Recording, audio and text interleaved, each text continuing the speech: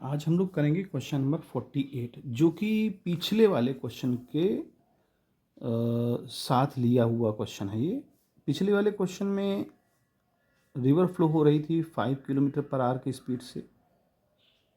उसकी चौड़ाई 500 मीटर थी और जो स्विमर है वो थीटा एंगल से मूव कर रहा था, यानी कि रिवर की स्पीड से थीटा एंगल। तो इसका ये वाला कंपोनेंट हम लोगों ने 3 cos थीटा लिया था और ये वाला 3 sin थीटा लिया था।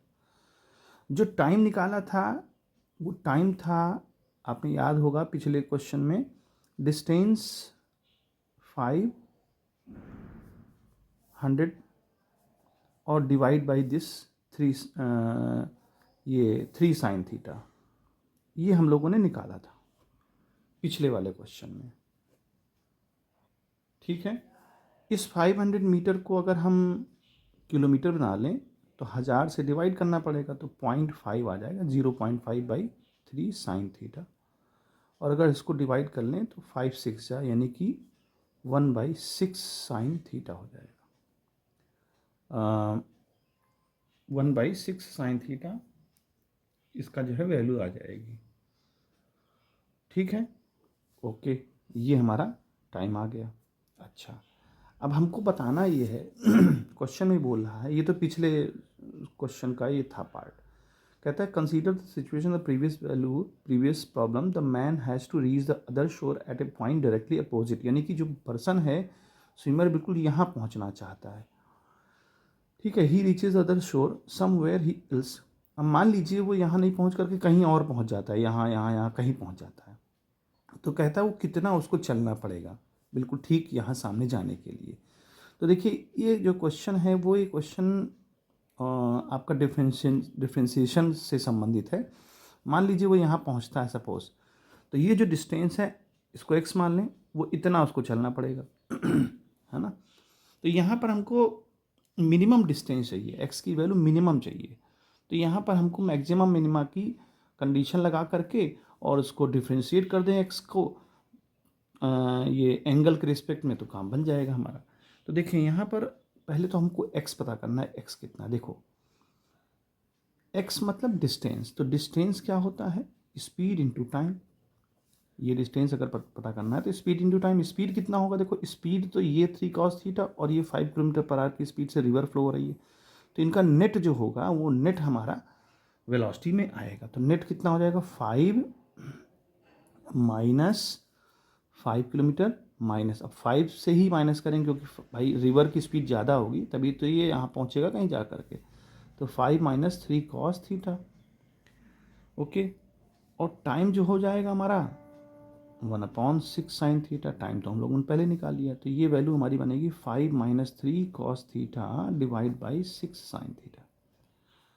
अब इस पूरे जो है फंक्शन को अगर हम थीटा के रिस्पेक्ट में डिफ्रेंशिएट कर लें और फिर हम मिनिमम और मैक्सिमम की कंडीशन अप्लाई कर दें तो यहाँ पर हम वैल्यू निकाल सकते हैं। देखो ये हमारा जो फंक्शन है ना, ये ट्रिग्नोमेट डिफ्रेंशिएशन में अगर आपने पढ़ा होगा D by D theta of P by Q, अगर हम करें तो आपने पढ़ा होगा कि क्यू स्क्वायर, फिर यहाँ क्यू आएगा है ना, D P by D theta, ये फार्मूला आपने पढ़ा है। फिर p को एक तरफ रखेंगे, फिर q का डिफ्रेंशिएशन करेंगे थीटा के रिस्पेक्ट में, तो ये फार्मूला यहाँ अप्लाई कर देंगे, तो dx बाई डी थीटा। अब ये वैल्यू 6 sin थीटा, देखिए स्क्वायर होगा, 6 sin थीटा क्या होगा हमारा, स्क्वायर में आ जाएगा। फिर इसको लिखेंगे 6 sin थीटा और इसको डिफ्रेंशिएट करेंगे 5 माइनस, जैसे यहाँ किया है तो 5 का तो हो जाएगा 0, कांस्टेंट है 3, और cos थीटा की वैल्यू हमारी क्या होती है, माइनस साइन थीटा, तो यहाँ माइनस पहले से तो प्लस साइन थीटा हो जाएगा। ठीक है, ओके, फिर माइनस साइन लगाएंगे फार्मूले का, और अब की बार 5 माइनस 3 को हम रखेंगे अलग और हम करेंगे 6 साइन थीटा का डिफ्रेंशिएशन। तो 6 साइन थीटा का डिफ्रेंशिएशन हो जाएगा आपका 6 cos थीटा, 6 cos थीटा। अब आप कहेंगे ये कैसे आया, तो आपने एक प्रोडक्ट पढ़ा होगा कि अगर p और q को अगर हम डिफ्रेंशिएशन करते हैं कहीं पर, तो पहले p का होगा, पहले p को अलग कर लीजिए, D Q by D theta कर दीजिए और माइनस, फिर क्यू को कर दीजिए अलग और डी पी का कर दीजिए। तो यहाँ चूंकि कांस्टेंट एक वैल्यू है 6 तो 0 हो जाएगा। तो इस तरह से इसको हम कर सकते हैं, आसानी से समझ में आ जाएगा ये तो, ठीक है। अच्छा, अब रही बात हमारा इसका डिफ्रेंशिएशन ओपन करने की। तो देखिए यहाँ पर 6 का स्क्वायर 36 है ना, और यहाँ पर साइन स्क्वायर थीटा बन गया। 6 साइन थीटा 0 से मल्टीप्लाई का 0 हो जाएगा, इससे मल्टीप्लाई करेगा तो 18 साइन स्क्वायर थीटा हो जाएगा। -5 6 जा 30 कॉस थीटा, और माइनस माइनस प्लस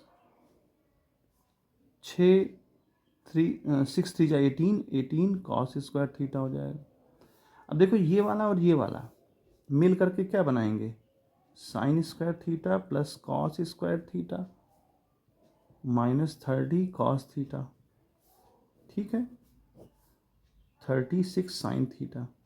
अब ये वैल्यू 1 हो जाएगी तो ये बनेगा हमारा 18 - 30 cos theta divide by 36 sine theta. अब आगे की कहानी देखिए।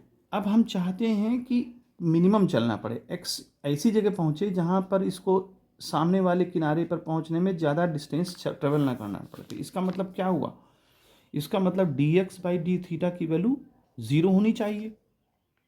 यानी थीटा एंगल जो बन रहा है D x by D theta है कि थीटा के साथ एक्स का चेंज है ना। तो इतना एंगल हम बनाएं, इतना एंगल बनाएं कि ये डिस्टेंस जो है कम से कम चलनी पड़े। तो इसके लिए हमको क्या करना पड़ेगा, D x by D theta की वैल्यू 0 करनी पड़ेगी। यानी ये फंक्शन पूरा 0 हो जाएगा। जब 0 करेंगे हम लोग तो क्या बन जाएगा, देखिए जब 0 करेंगे तो ये 36 साइन थीटा हुआ और ये पूरा उधर चला जाएगा, 0 हो जाएगा। कुल मिलाकर के आ जाएगा 18 = 30 कॉस थीटा। यानी कॉस थीटा की वैल्यू 18/30। 6 से कैंसिल होगा, 3/5 आएगा। अब देखिए कॉस थीटा की वैल्यू क्या होती है, बेस अपॉन हाइपोटेन्यूज, यानी ये हो जाएगा 4। ये हमारा क्या बन जाएगा, 4। अच्छा, तो अब देखें यहाँ पर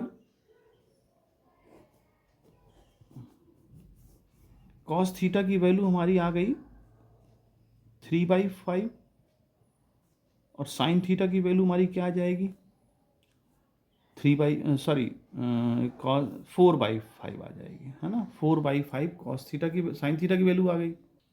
अब यही साइन और कॉस की वैल्यू हम कहाँ रख दें, ये हमारे इस वाले वैल्यू में रख दें। यानी जो D x by D theta, sorry x, ये जो एक्स निकाला था ना हम लोग, ये इस पर रखते हैं, ठीक है। तो हमको पता चल जाएगा कि एक्स की वैल्यू क्या होगी। तो देखिए एक्स की वैल्यू 5 - 3, तो 5 - 3 कॉस की वैल्यू क्या हो जाएगी, 3/5 डिवाइड बाई 6 साइन थीटा है, तो 6 साइन थीटा की वैल्यू 4/5 हो जाएगी। इसको कैंसिल आउट करेंगे, 5 - 3 और 6 4 जा 24, ऊपर चला जाएगा 5, तो ये बन जाएगा 5 में 3 गया 2, 10/25। 5 से डिवाइड करिए तो 2/5 आ जाएगा, है ना। 2/5 नहीं आना चाहिए, कुछ लगता है कहीं कैलकुलेशन मिस्टेक हो रही है। यहाँ हमने गलती से काट दिया, 3 को 5 से काट दिया, जबकि 3 5 से कटेगा ही नहीं, है ना।